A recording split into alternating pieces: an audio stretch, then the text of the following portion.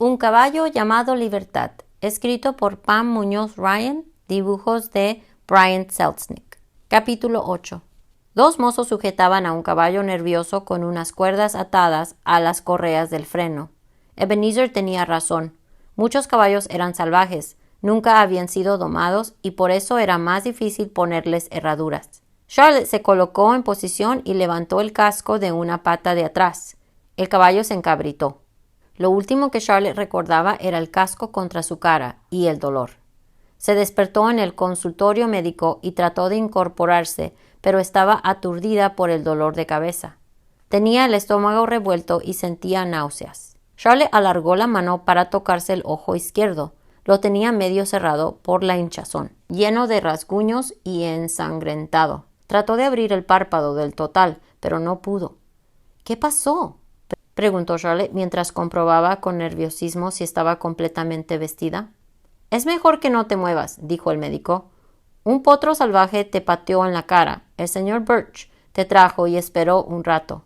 Le aseguré que te atendería, pero que tendrías que pasar aquí la noche. Me temo que puedes perder la vista de ese ojo. ¿Qué hace una muchacha tratando de ponerle herrajes a un caballo? ¿Cómo?, dijo Charlotte. Vas vestida como un muchacho y esas manos tienen tantos callos como las de un vaquero, pero yo soy médico y reconozco a una mujer cuando la veo. El médico se quedó mirando a Charlotte. Yo necesito el trabajo, dijo Charlotte, y no podría trabajar si la gente supiera. Si el señor Birch supiera. No necesitas explicarme nada. No eres la primera mujer que me encuentro que intenta pasar por un hombre. No se lo diré a nadie, ni siquiera al señor Birch.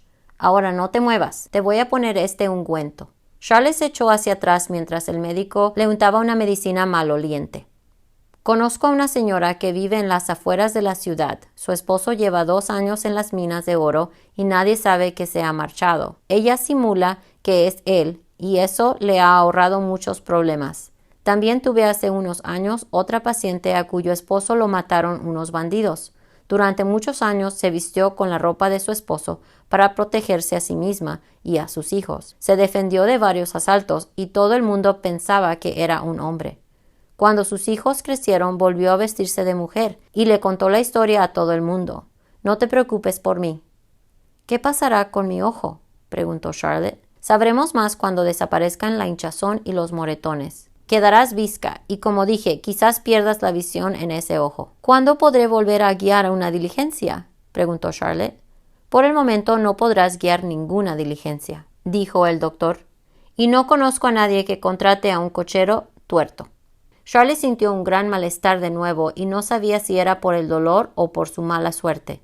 No había guiado ni una sola diligencia en California y ahora ni siquiera podía ver por un ojo. ¿Cómo trabajaría? ¿Cómo conseguiría el dinero para comprarse las tierras?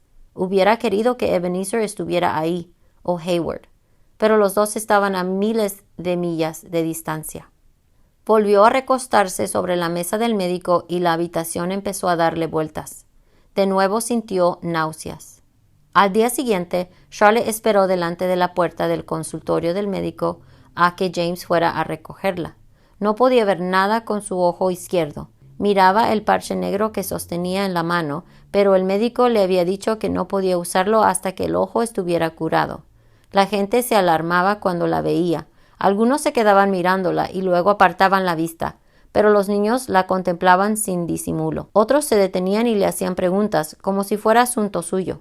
Charlotte se encogía y agachaba la cabeza. Durante años había tratado de confundirse entre la gente sin que nadie se fijara en ella y ahora todos los que pasaban se quedaban mirándola. Era una situación vergonzosa. Un niño pequeño empezó a llorar cuando la vio y Charlotte se sintió como si fuera un monstruo.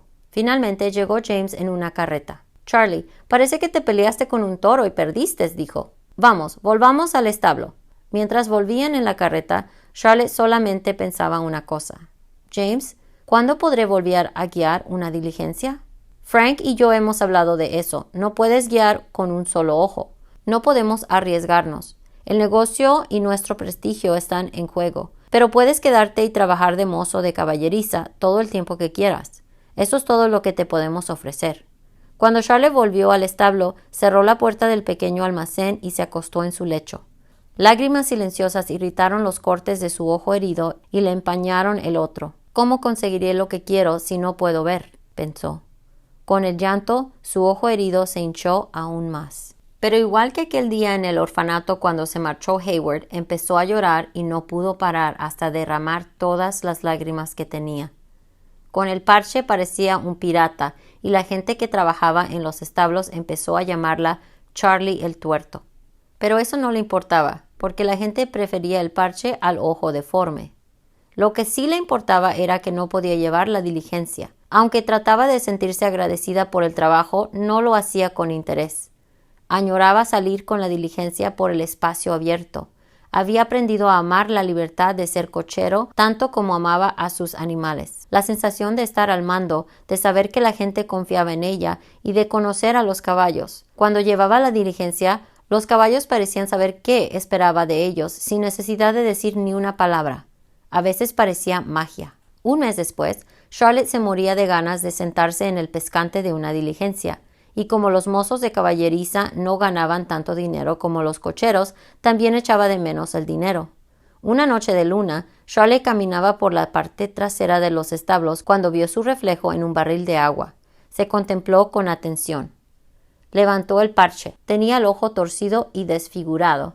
Su rostro estaba muy curtido. Tenía el pelo liso y muy largo. Al igual que la mayoría de los mozos de establo, lo llevaba recogido en una coleta. Su cabello estaba enmarañado porque siempre lo metía debajo del sombrero. Se pasó las manos por la cara casi sin reconocerse. Recordó otra noche, hace mucho tiempo, cuando había contemplado su reflejo en el agua. ¿Qué era lo que deseaba entonces? Quería salir de la cocina y montar a caballo. Quería volver a ver a Hayward algún día y poseer un rancho. Había sido tan testaruda como para creer que podía conseguirlo todo.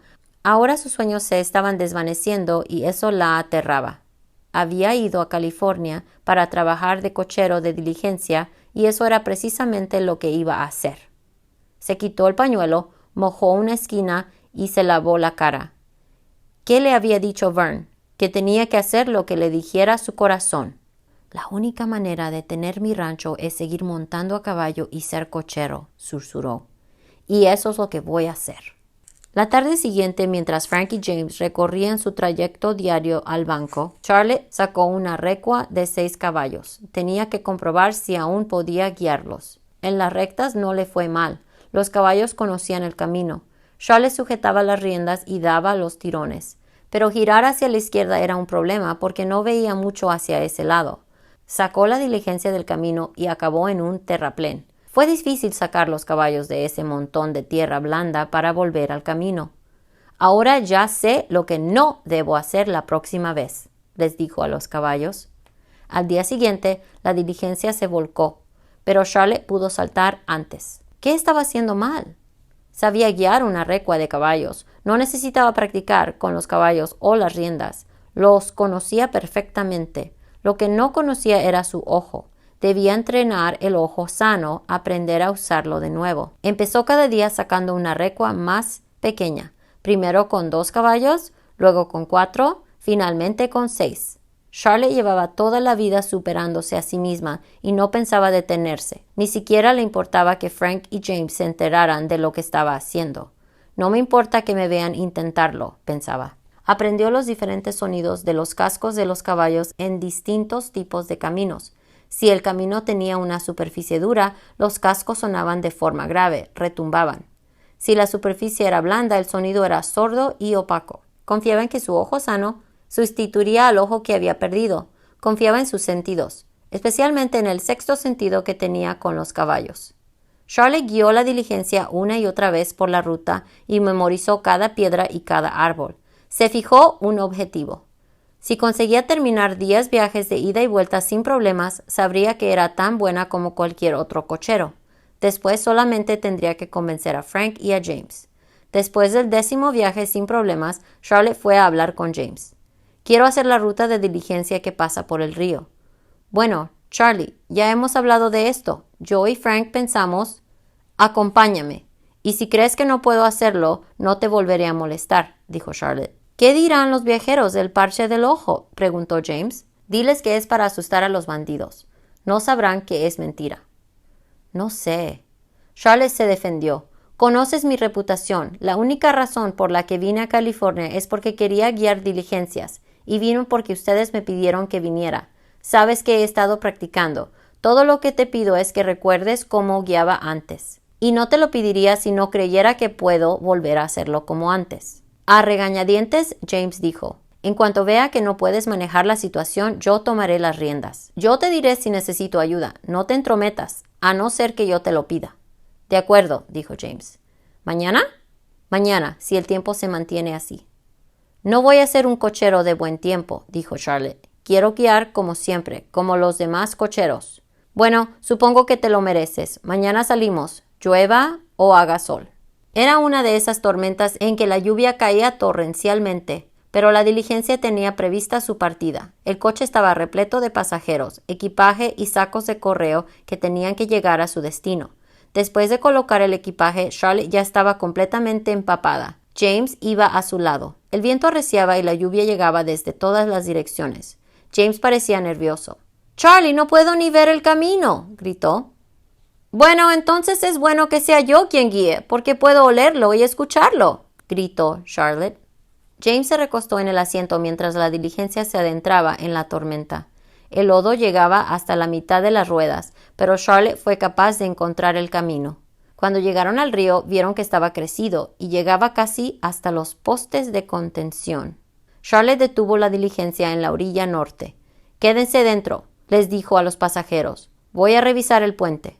Charlotte se quitó los guantes y caminó con cuidado sobre las tablas bamboleantes para ver si el puente podría resistir. Dio varias patadas y escuchó los quejidos de la madera. Revisó las tablas hinchadas y tiró de las cuerdas de seguridad hasta que se sintió satisfecha. Volvió a la diligencia y les dijo a los viajeros que salieran. «No hay ningún motivo para que arriesguen sus vidas», dijo Charlotte. «James, voy a acompañarlos a ti y a estas buenas personas hasta el otro lado del puente. Ahí me pueden esperar». Pero un caballero corpulente se negó a bajar. «Prefiero arriesgarme dentro del coche», dijo. «No en mi diligencia», dijo Charlotte. «Estoy acostumbrado a la aventura», replicó. «El puente no soportará más peso y no estoy dispuesto a perder en este río a mi primer pasajero. Así que salga o yo le ayudaré a salir». Todavía refunfuñando, el hombre se bajó de mala gana. Bajo la lluvia cegadora, Charlotte escoltó a los pasajeros en grupos pequeños hasta el otro lado del puente. Cuando estuvieron a salvo en la otra orilla, volvió a buscar la diligencia. Se subió de nuevo al pescante. Un trueno retumbó cerca. Supo lo que iba a pasar y sujetó con fuerza las riendas mientras esperaba el relámpago. Cayó a 1 milla de distancia, pero ella mantuvo bien sujetos a los caballos. Confiado en sus instintos, avanzó por el puente con extremada lentitud. Las tablas crujían mientras las ruedas de hierro traqueteaban sobre ellas. Los viajeros se apiñaban y miraban ansiosamente desde la otra orilla. Por debajo, a pocos pies, el río corría vertiginosamente. El puente se meció y los caballos se encabritaron y relincharon. Con un chasquido, la diligencia quedó en mitad del puente. Charlotte mantenía la mirada en la otra orilla. Oía los crujidos y gemidos de la madera desgastada que significaban que el puente se estaba desmoronando. 3 ramas se balancearon en el viento y los sonidos de la tormenta le trajeron a la mente un recuerdo enterrado en su memoria. Una confusión frenética de imágenes y palabras. Alguien la abrazaba y se oían voces que decían «¡Para! ¡Agárrate!». Las voces de sus padres y un rostro. Sí, el rostro de su madre cerca del suyo. «¡Mantén los derechos! ¡Mantén los derechos!». Eso era lo que tenía que hacer. Se paró en el pescante. «Mantén los derechos sobre el puente, Charlotte». Se limpió el agua del ojo sano y mientras juntaba las riendas con pulso firme, restalló la fusta y gritó. «¡Vamos!». El empujón la lanzó hacia atrás. Los caballos se encabritaron, pero ella agarró con fuerza las riendas. Luego salieron disparados a toda velocidad como conejos asustados. Cuando las ruedas traseras apenas rozaron la tierra firme, el puente se derrumbó y cayó a las aguas revueltas. «¡Bien, lindos, bien!», gritó Charlotte. Los viajeros corrieron hacia la diligencia gritando alborotados, mientras Charlotte tranquilizaba a los caballos. «Nos podíamos haber caído todos al río», gemía una mujer. «El corazón me va a estallar», exclamó un hombre al reunirse con los demás. «Nos hubiéramos ahogado. Ese muchacho salvó mi vida». dijo el caballero que al principio se había negado a abandonar la diligencia. Y por la forma en que hablaban y la manera en que James asentía con la cabeza, Charlotte supo que nunca más dudarían de que ella podía guiar una diligencia.